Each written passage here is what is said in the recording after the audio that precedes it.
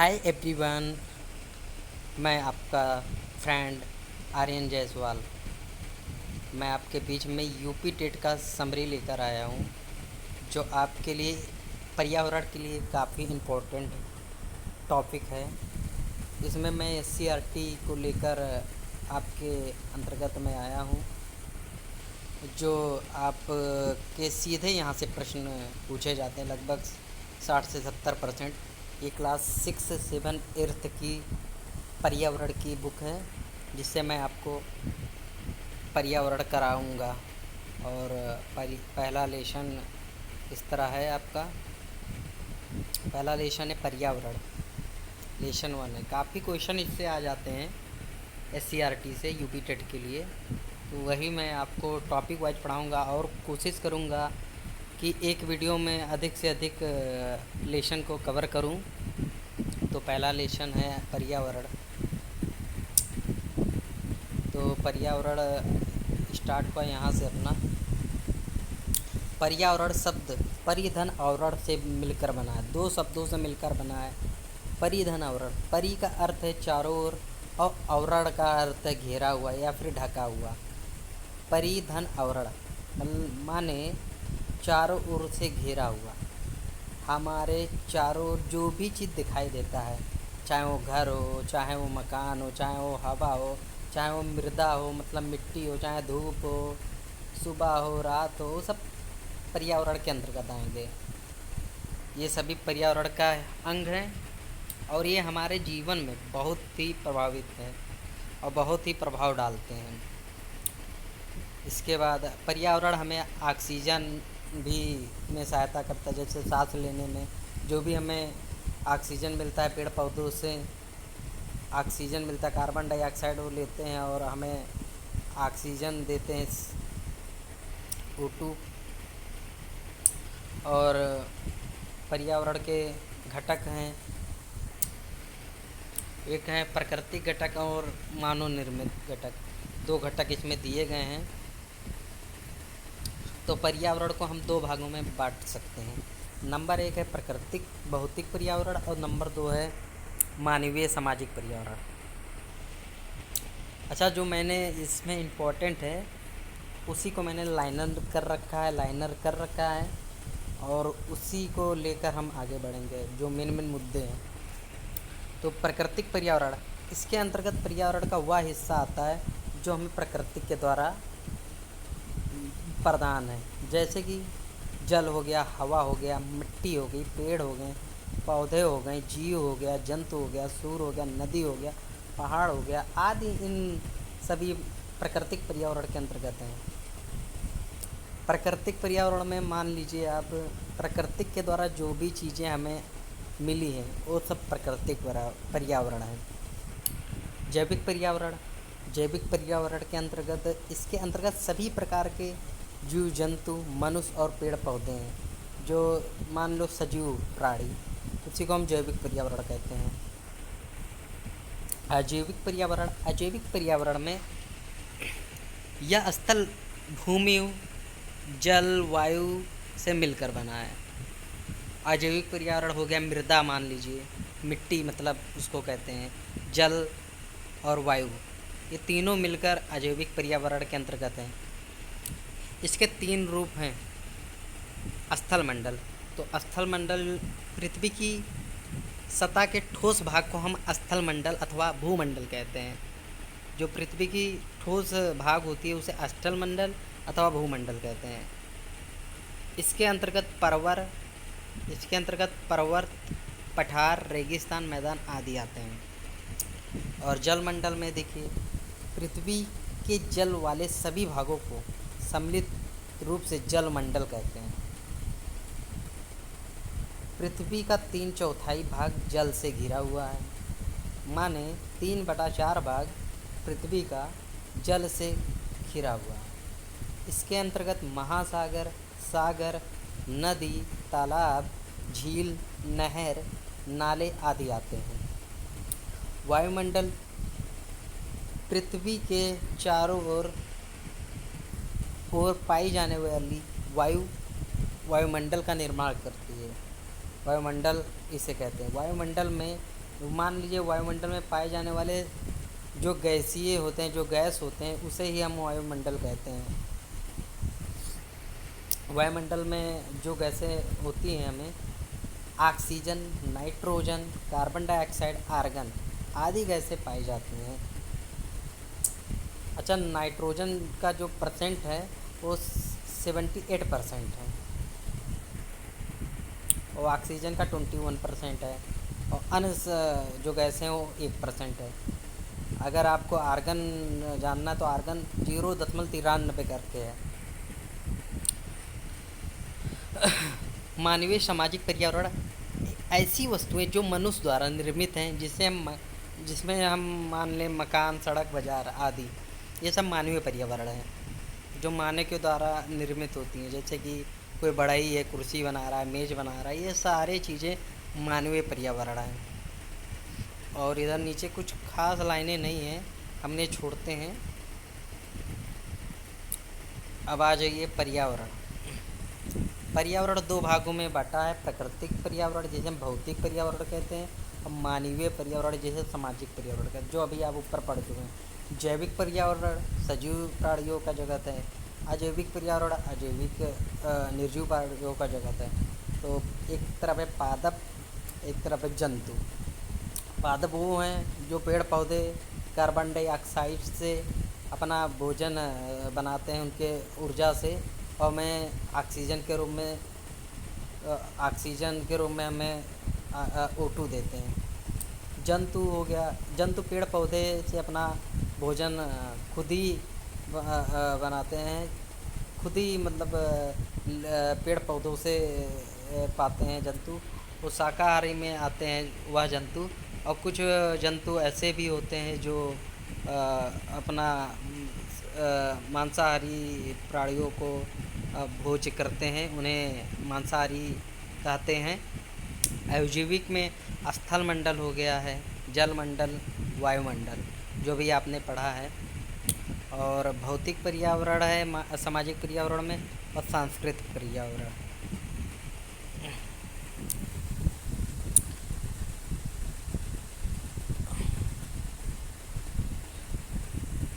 हमारे प्राकृतिक पर्यावरण की रचना जैविक व अजैविक घटकों से मिलकर बनी है। माने हमारे प्राकृतिक पर्यावरण जो है वह रचना जैविक व अजैविक घटकों से मिलकर बनी है, जिसमें दोनों घटक एक दूसरे को प्रभावित करते हैं। ये दोनों घटकों एक दूसरे के पूरक हैं। हरे पौधे और ऊर्जा का प्रयोग करके अपना भोजन स्वयं बनाते हैं, इसलिए ये सापोषी कहलाते हैं, जो भी हमने आपको बताया है। सभी जीव जंतु भोजन के लिए प्रत्यक्ष या अप्रत्यक्ष रूप से पौधे पर निर्भर हैं। पौधों से अपना भोजन प्राप्त करने वाले जीव शाकाहारी कहलाते हैं। जो जंतु मतलब पौधों से अपना भोजन प्राप्त करते हैं उन्हें हम शाकाहारी जंतु कहते हैं। जैसे हिरन हो गया, खरगोश होगा, गाय होगा, टिड्डा हो गया। इसी प्रकार कुछ ऐसे जंतु होते हैं जो शाकाहारी जंतुओं को माने शाकाहारी जंतुओं को, जैसे खरगोश होगा, हिरन होगा, इनका शिकार करके वो भोजन करते हैं, उन्हें मांसाहारी कहते हैं। जैसे शेर हो गया, बाघ हो गया, भेड़िया हो गया। फिर मांसाहारी जंतु विभिन्न प्रकार के जीवों जैसे मेढक, मछली, हिरन, सांप आदि को आहार के रूप में ग्रहण करते हैं। अंत में सभी जंतुओं का अवशेष फिर से मिट्टी में मिल जाता है। यह चक्र चलता रहता है। अब मान लीजिए यह चक्र निरंतर चलता रहता है। इस प्रकार प्राकृतिक पर्यावरण का यह चक्र निरंतर चलता रहता है। इसी को हम पर्यावरण कहते हैं। पर्यावरण के अंतर्गत इतने सारे मुद्दे थे। इस प्रकार आपका लेसन 1 समाप्त हुआ।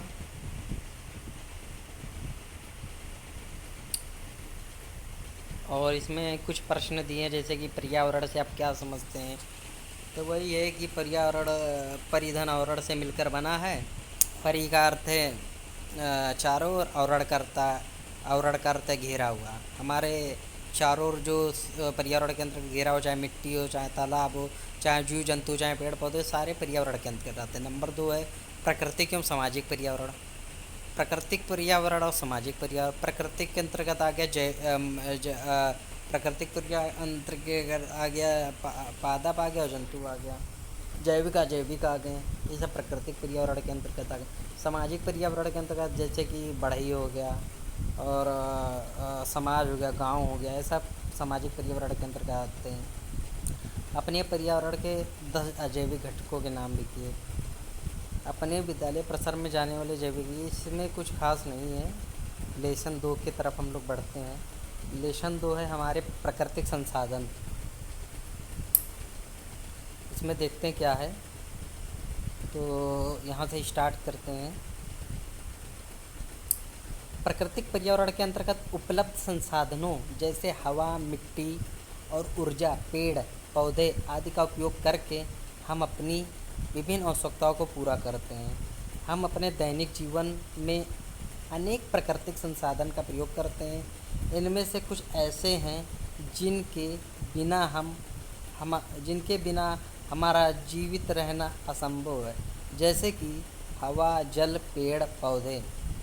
मतलब प्राकृतिक पर्यावरण के अंतर्गत जो भी संसाधन है, जैसे कि प्राकृतिक पर्यावरण के अंतर्गत हो गया हवा, हो गया मिट्टी, हो गया ऊर्जा, हो गया और पौधे हो गए। और प्राकृतिक पर्यावरण के अंतर्गत हमें ऑक्सीजन मिलता है, हवा मिलती है। और प्राकृतिक अगर पेड़ पौधे ना हो पृथ्वी पर तो हमें ऑक्सीजन कैसे मिलेगा? तो वही बताया गया कि हमें जीवित रहने के लिए हवा, जल, पेड़ पौधे इत्यादि हमें आवश्यक है। और हमें पृथ्वी, एक बात और समझ लीजिए, ज़मीन से ही हमें मतलब पृथ्वी से ही हमें खनिज पदार्थ की पूर्ति होती है। खनिज हो गया, लवण हो गया, तेल हो गया, पेट्रोल हो गया, ये सारी चीज़ें हमें पृथ्वी से ही मिलती हैं। एक बार फिर से समझाएगा इसमें कि प्राकृतिक संसाधनों का वर्गीकरण, जो अभी आपने पहले पढ़ा है। प्राकृतिक संसाधन जैसे जैविक हो गया, अजैविक हो गया। जैविक घटक में हो गया जंतु जगत और वनस्पति जगत, और अजैविक जगत में हो गया नवीनीकरण, अनवीनीकरण हो गया। इसमें नवीनीकरण में वायु, जल, मिट्टी और सौर ऊर्जा है। और अनवीनीकरण में जैसे खनिज हो गया, जीवाश्म हो गया। प्राकृतिक संसाधन। सूर्य। पृथ्वी में समस्त जीवन का आधार सूर्य ही है। सूर्य पृथ्वी पर ऊर्जा का प्रमुख स्रोत है। यह एक महत्वपूर्ण प्राकृतिक संसाधन है। सूर्य से हमें गर्मी मिलती है। सूर्य हमारे दैनिक जीवन में बहुत ही आवश्यक है। इसकी आवश्यकता है, इसकी उपयोगिता निम्नलिखित है। इसकी आवश्यकता और उपयोगिता निम्न है। जल चक्र बनाए रखने में इसका बहुत मतलब हस्तक्षेप होता है। जल चक्र बनाए रखने में, वायुमंडल में वायु प्रवाह बनाए रखने में, और तीसरा है जलवायु को नियंत्रित करने में, और चौथा है पौधे को भोजन बनाने के लिए ऊर्जा प्रदान करने में, और पांचवा है घर में नमी सीलन को दूर करने तथा कपड़े सुखाने में। घर में नमी और सीलन को दूर करने तथा कपड़ा, ये भी बहुत ही अच्छा स्रोत है। अगर धूप ना होती, सूर्य ना होता तो हमारे कपड़े और पृथ्वी पर तापमान कहाँ से निर्धारित हो पाता। हमारा शरीर सूर्य के प्रकाश से विटामिन डी बनता है। हमारे शरीर में सूर्य के प्रकाश से विटामिन डी बनाता है, जो हमें हड्डियों में काफ़ी फ़ायदा करता है। हमारा शरीर में लगभग 70% भाग जल का होता है। जल शरीर को, रक्त को तरल बनाता है, जिससे शरीर में रक्त का प्रवाह सरलता से होता है।